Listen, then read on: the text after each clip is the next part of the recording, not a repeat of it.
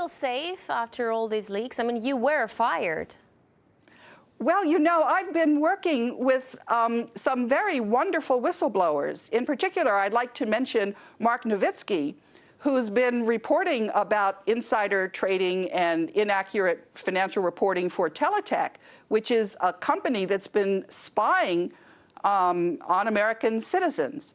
So when whistleblowers work together and compare notes and share information, you get a very accurate picture. In addition, I'd like to mention Larry Garrison, who has been my PR guy. So when you have people who you're working with, it's not so easy to shut the whistleblowers down. We've just gained in strength. We're going from strength to strength. Do you guys feel like you're being heard? Is anything changing?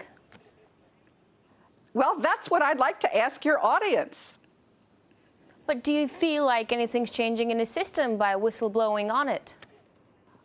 Yes, I absolutely do. I think the number of people that are hearing my message and that are looking into this information, and every day they're sending me emails, and they're going out and they're getting their neighbors to find out what's really going on. I don't think this mainstream media is going to have too big of an audience at the rate we're going. I found it revealing that in the same year the Federal Reserve was founded, 1913, the Internal Revenue Service was also established. An income tax was then instigated so you and I would have to pay the politicians' debt plus interest to the bankers. The problem is we have a privately owned central bank system in the United States disguised as a government-owned system. Now, if you look in the telephone book here in the Washington, D.C. area, you look up for Federal Reserve in the blue government pages, it's not there. It's in the white pages right next to Federal Express. It's a privately owned central bank. Catherine went on to compare a healthy economy to a vibrant torus, balanced, freely flowing, and energized throughout, in contrast to what's happening in our current economy. What you have is a system that's very dynamic, and it's trying to optimize. But intertwined in the core of it, you have a tapeworm. The way a tapeworm works in your body is it injects a chemical into your body that makes you crave what's good for the tapeworm and bad for you.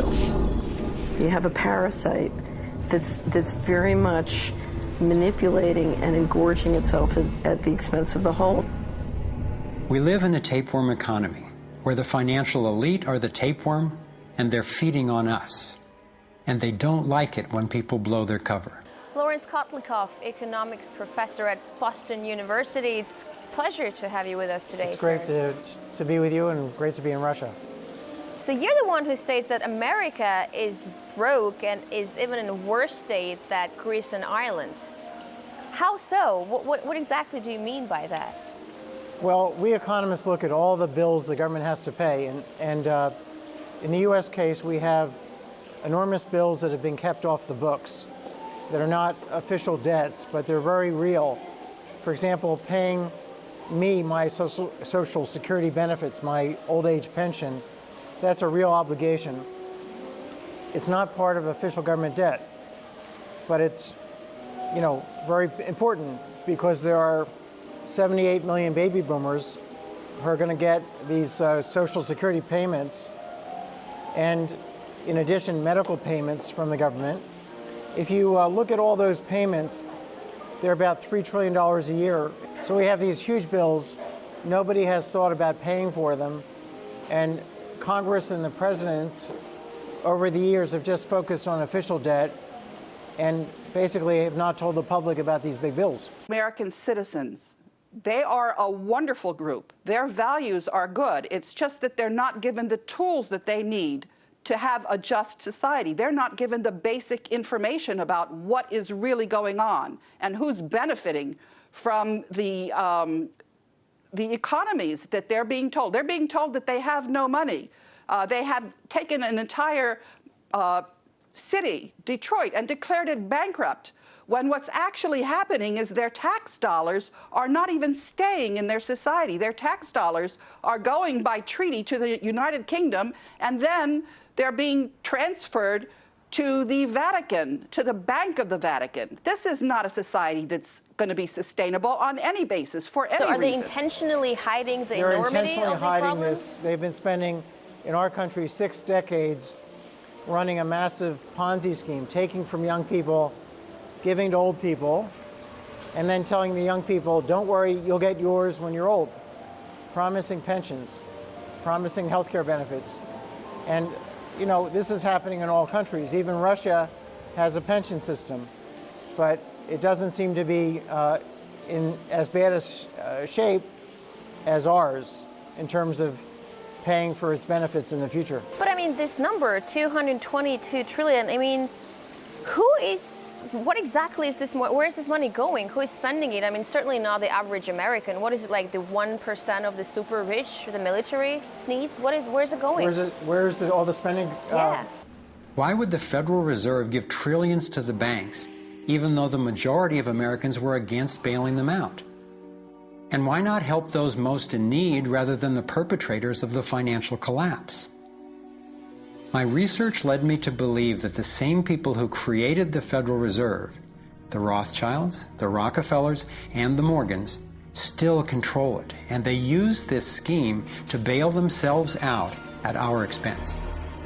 Many of the banks created are still the most powerful lobby on Capitol Hill, and they, frankly, own the place.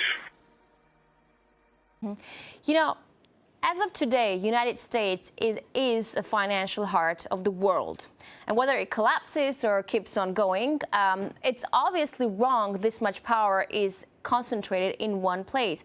Asia is a rising monster right now. Could it be that stealing his financial role from the U.S.? Do you think China, for example, could steal its financial role from the United States? Or are they also controlled by the same financial elite you're mentioning?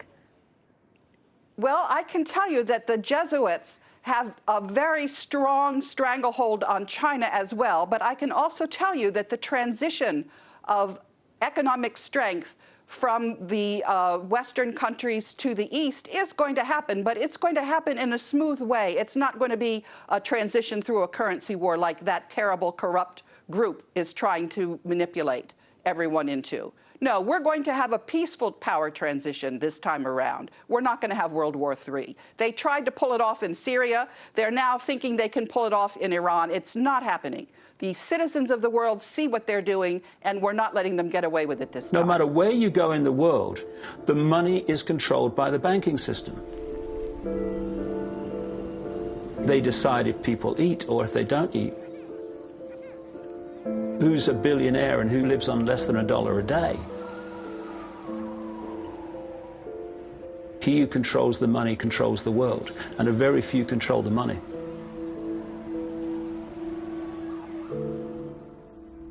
At this point, my view of the world had been turned upside down. I was struggling with the realization that the failure and suffering of so many is actually success and fulfillment for a few. The elite central bankers who fooled the world into letting them create money. They already have vast fortunes, so what is their end game? What is their ultimate agenda? That aren't backed by assets. Mm-hmm. But, well, like you've mentioned, gold backwardation. Gold is often chanted as perfectly safe investment, an alternative to the dollar even. But how come the price of gold is falling? Because of market manipulation. But that can only continue for so long because the central banks are running out of gold and the rest of the world are lining up to buy them. If you want to buy gold today, you have to pay a premium. What they're offering in the future is called a naked short. They don't have the gold to back those offers. That's illegal what they're doing. Okay, Houston, we've had a problem here. This is Houston. Say again, please. Houston,